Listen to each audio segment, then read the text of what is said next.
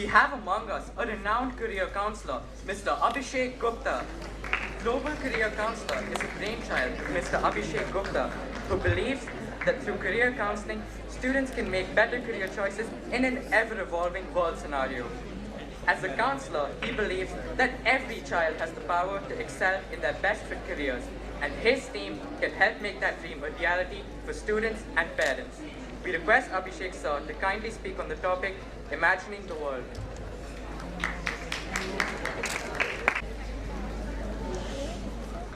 Good afternoon, everybody. Good afternoon. Good afternoon. Okay, a little louder. Good afternoon. Good afternoon. Awesome. So, I think this is my third occasion that I'm coming to this school and speaking to you guys. And I will try and keep it short because you're used to my 2-hour presentation. And I'm supposed to possibly finish it in about 20 minutes today. So I'll keep it really short. When Principal Ma'am asked me, what will you like to speak on? I said that the theme of the Learners' Conclave is imagining the world. So let's talk about that itself. And how do you imagine the world?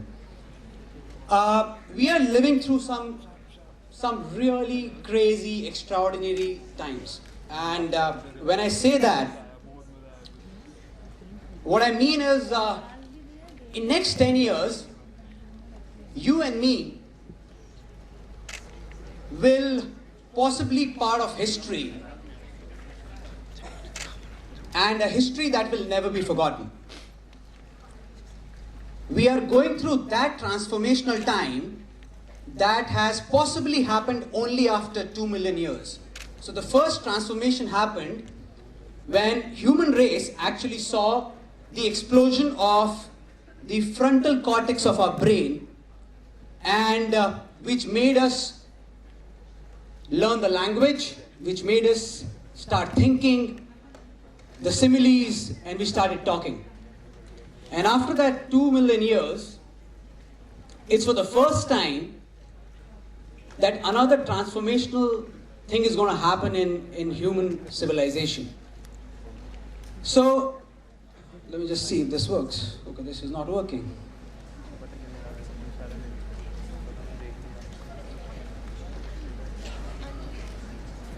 Can you just... This is mine.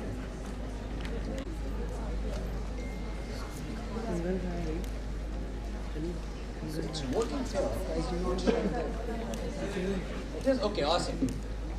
Now, when so as a counselor and a mentor to several startups right here in India, I have loads of friends in Silicon Valley. And, when we talk, we often end up coming to this question that people have just no idea how fast the world is changing. They have no idea. So I decided that let me take you through and make you cognizant of the fact of how fast the world is changing.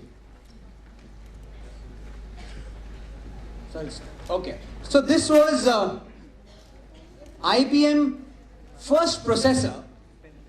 It was about 3 centimeters. And it had only 2 chips, so 2 transistors. This was 1952.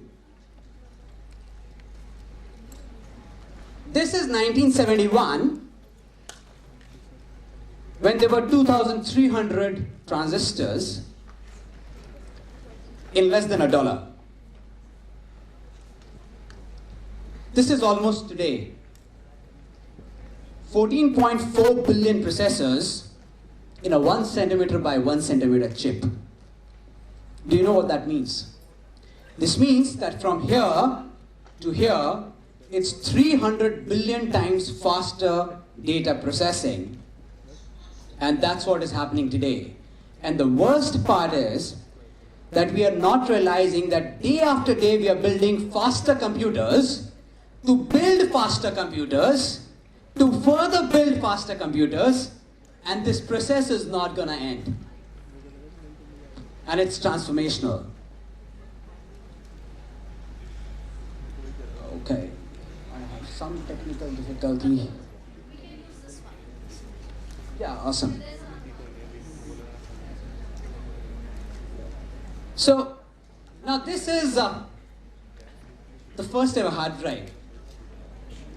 And it was so huge that you needed a tractor and a crane. And you know how much data it could save? 5 MB. We actually saw this, most of you must have seen this in 2005, 128 MB SD card.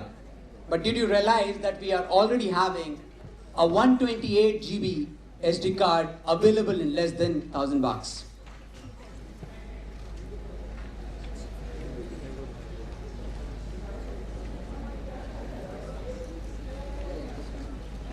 Is it working?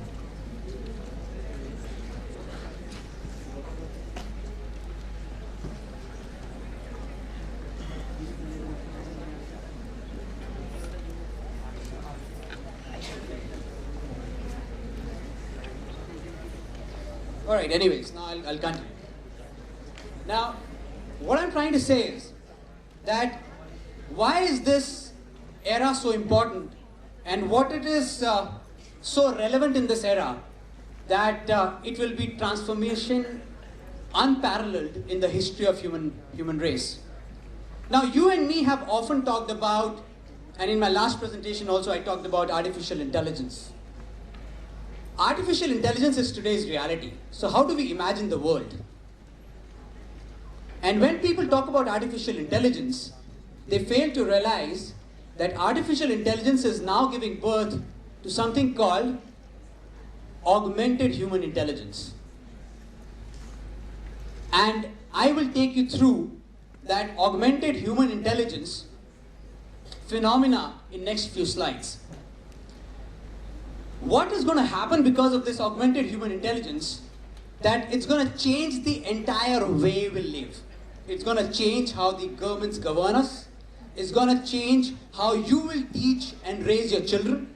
It's going to change the way you spend money, the way you do shopping. It's going to actually change the entire way we live or what we know how to live so far. And that's the craziest part of the transformation that the world will see in next 10 years. Now, let's understand, this is the real world on the left, and on my right is the digital virtual world. So we physically live in the real world, and we are dealing with the virtual world day in and day out. But what's further happening is the conversion and culmination of the real world into the virtual world, which I call it as the real virtual world. So it's as real as it gets, but we are practically living virtually. Now, this is the virtual world or the digital world where, so what is the digital world? So basically the digital world is where Facebook talks to a Facebook, the phone talks to a phone, the Insta talks to an Insta, the Twitter talks to a Twitter. That's the digital world. And that's what we continuously spend our times on. The real world was not very connected. So the real world is the physical spaces, the chair, the sofa, the bed, the TV, the refrigerator, the school, the house. Now, because of this augmented human intelligence and because of the conversion of digital world into the real world, today is the time when your chair, your TV, your refrigerator, your wristwatch will start connecting to the internet. And they'll start talking. And once they start talking, the fact of the matter is that today there are about 5 billion connected devices in the world, and by next year we will have about 50 billion. So we are talking about a house where everything inside the house will be super connected. Now look at the power of information that it will generate. Look at the way the life will become easier and the amount of time you will have at your hand to actually do the real stuff that's required to be done, and that's living life. And we don't realize that.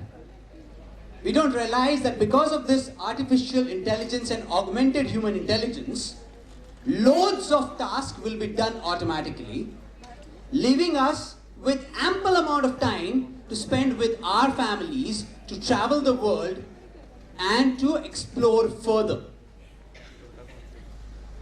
Let me show you a 2-minute video.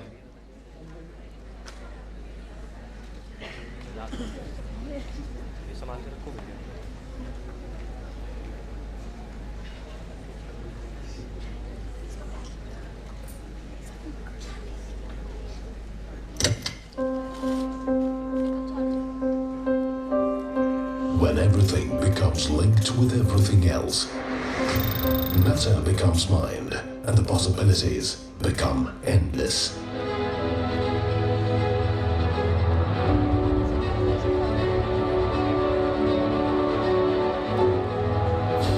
Imagine 50 billion IoT connected devices by 2020. Now, imagine the economic impact of these connected machines. $4 to $11 trillion per year by 2025. Wearable devices, environmental sensors, agricultural machinery, components in a vehicle, or devices in homes can all be connected to deliver insights and drive transformation. So imagine if you had smart devices in your home, your car, your workplace, or even on yourself. The world becomes alive. That's Internet of Things. The Internet of Things is making everyday objects. Now, if every possible device at your home, your office, your workplace, your educational place is connected, then how can we imagine the world and how the world will look like? The world will have 3 parameters. There'll be a human-machine interaction, there'll be a human-to-human interaction, and there'll be a human-to-environment interaction. Now what you saw was the example of human-machine interaction. The only change that we are seeing, and we are not realizing that how transformational it can be, is when you actually go back home and play the Xbox. And if you have, how many of you have Xbox Kinect? Kinect. Okay. So what you're seeing with Xbox Kinect is the gesture mechanism, and that's just the beginning of it. We also know that there is something called Siri, which is voice response, voice interaction. Companies have already started working on thought interaction.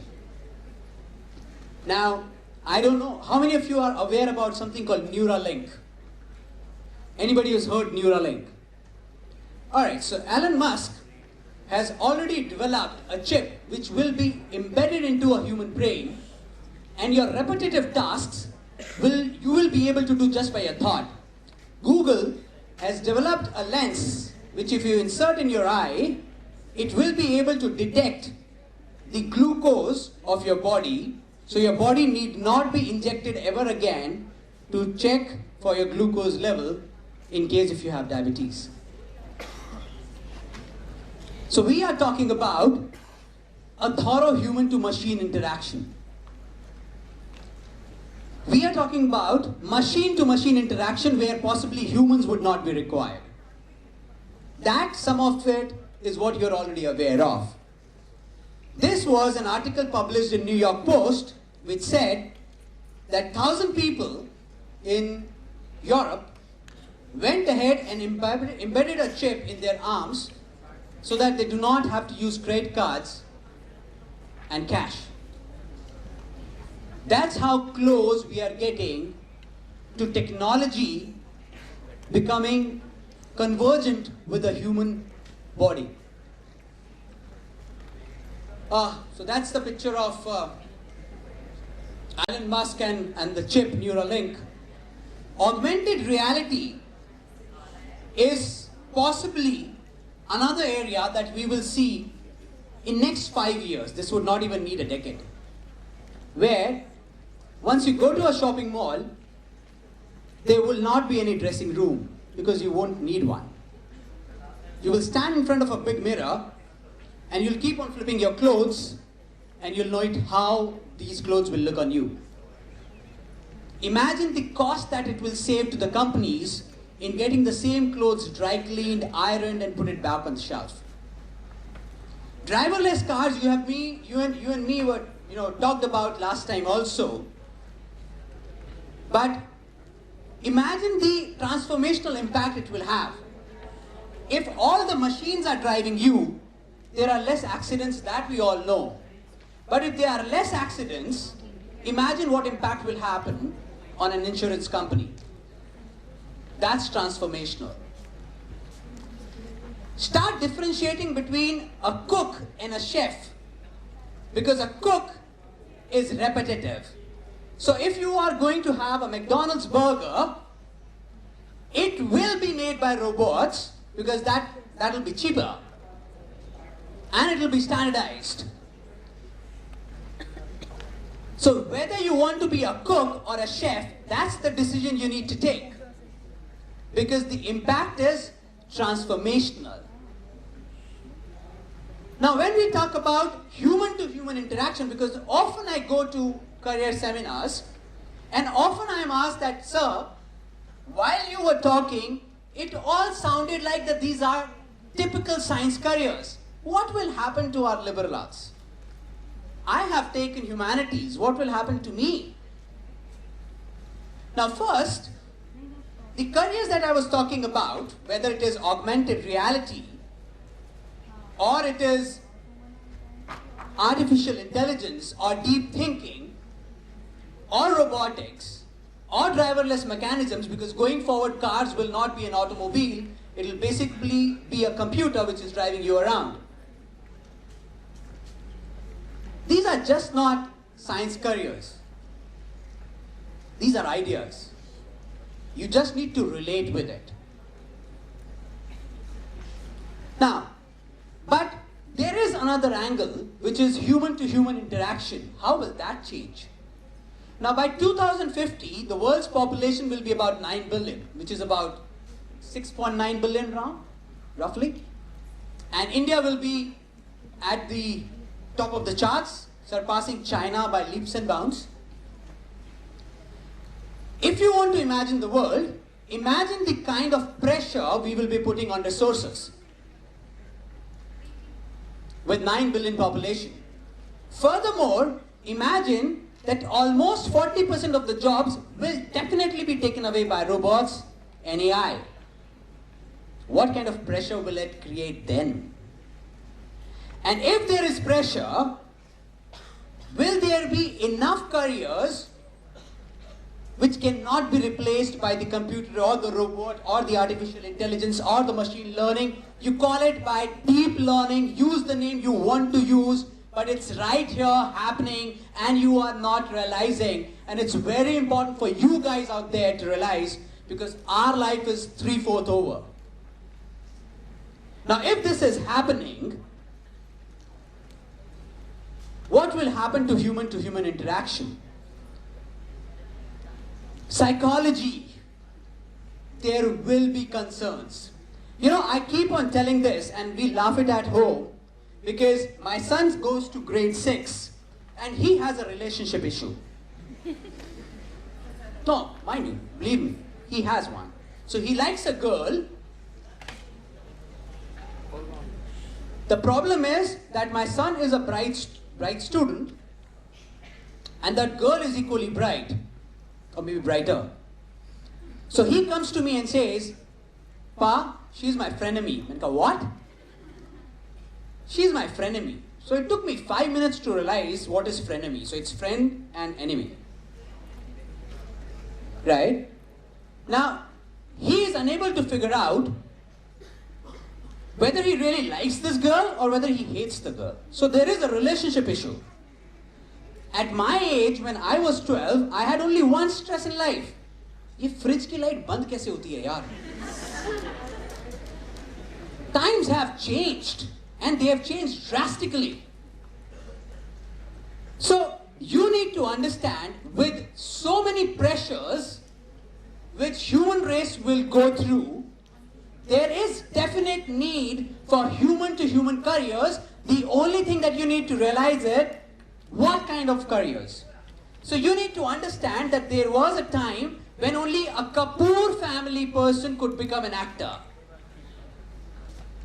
Today, some of you know YouTube actors far better and more well known than some of these film artists.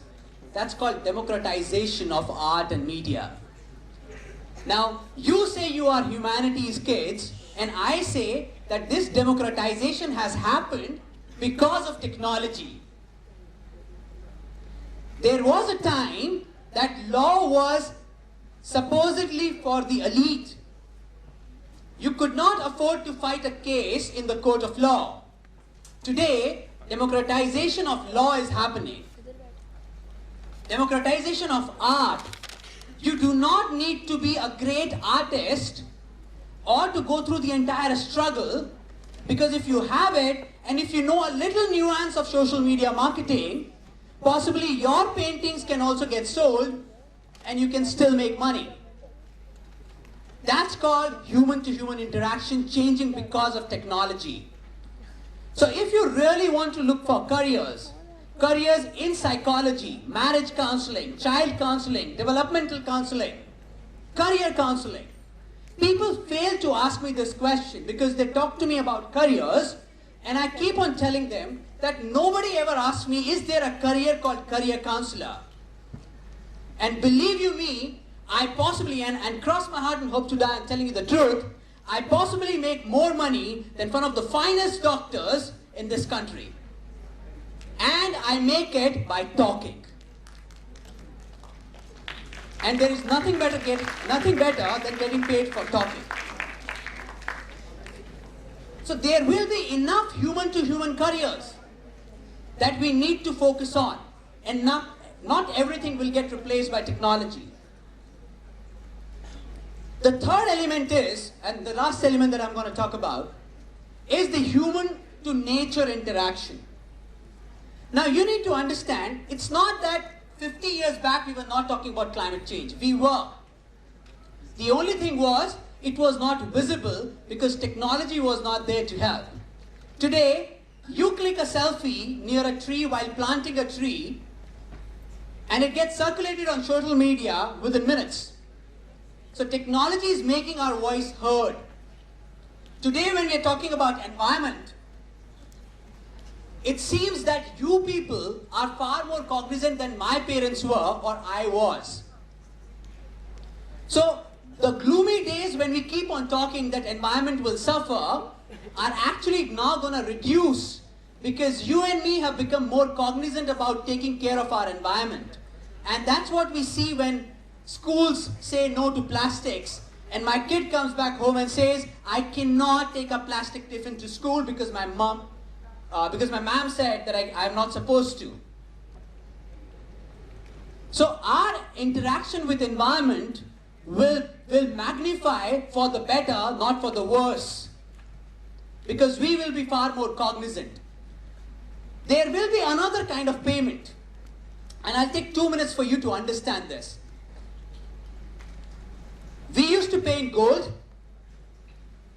Then came the paper currency. Today we are talking about plastic money, and maybe 15 years down the line we'll talk about blockchain, what you typically call it as cryptocurrency.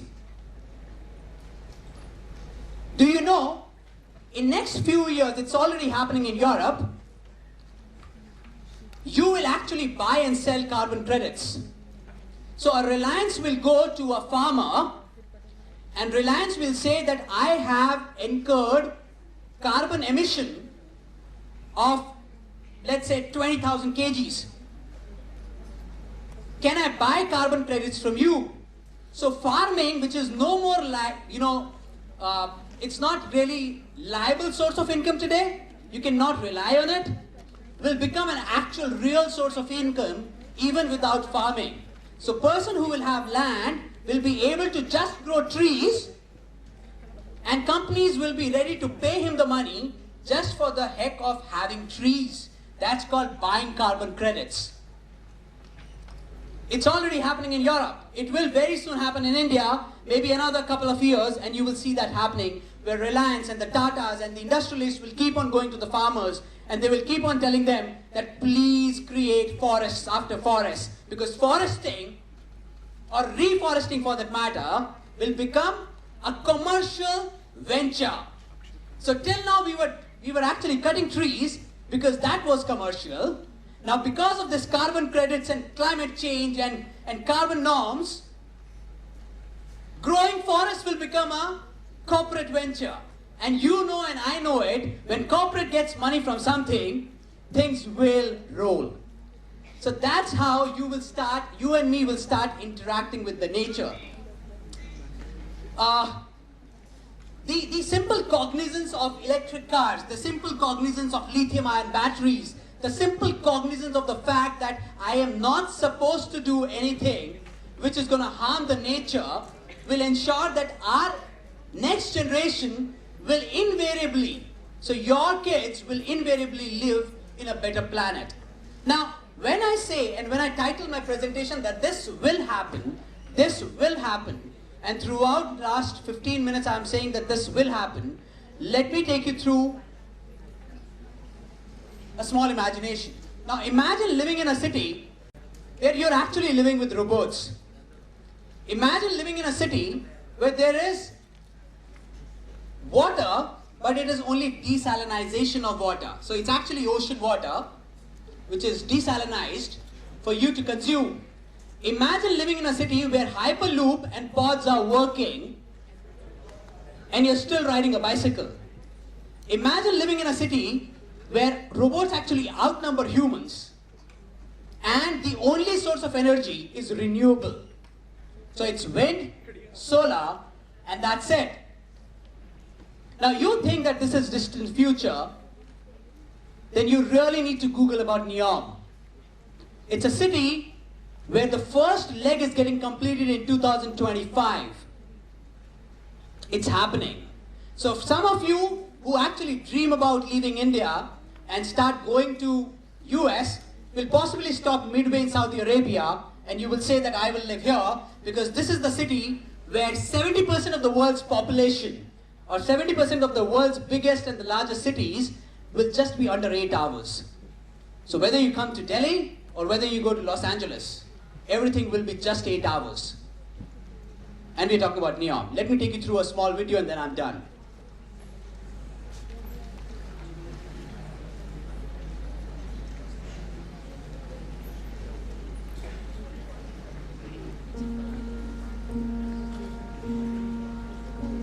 You can look at these ancient hills and see nothing. Or you can see nothing to hold you back. No set ways of thinking, no restrictions, no divisions, no excuses. Just endless potential.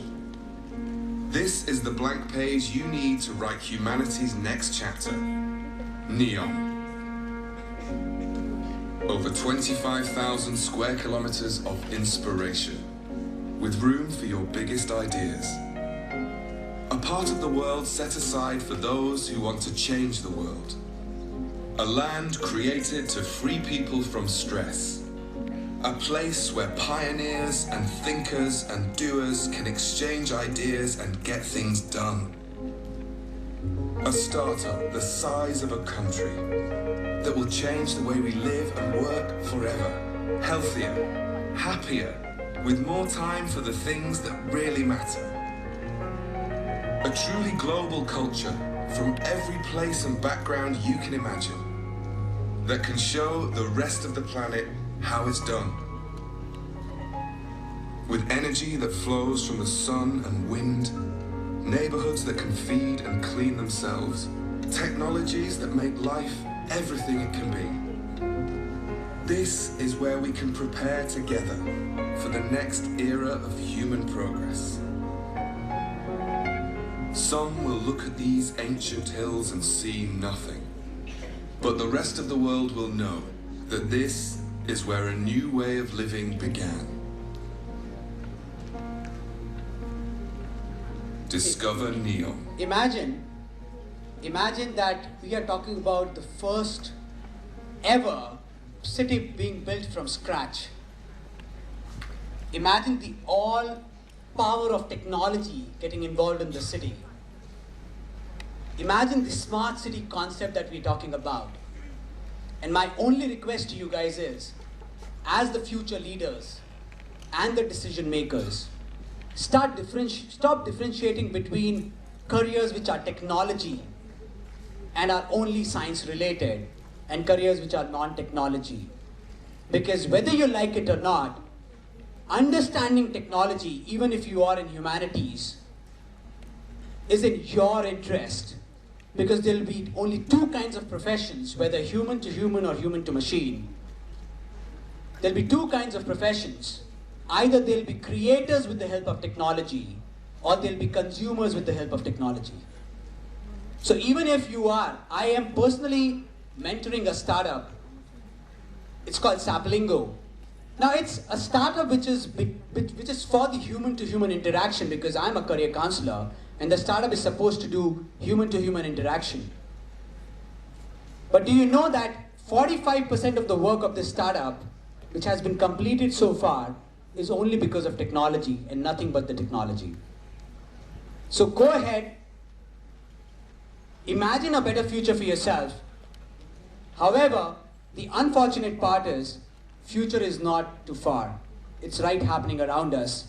We just need to be getting cognizant about it. Thank you so much. Thank you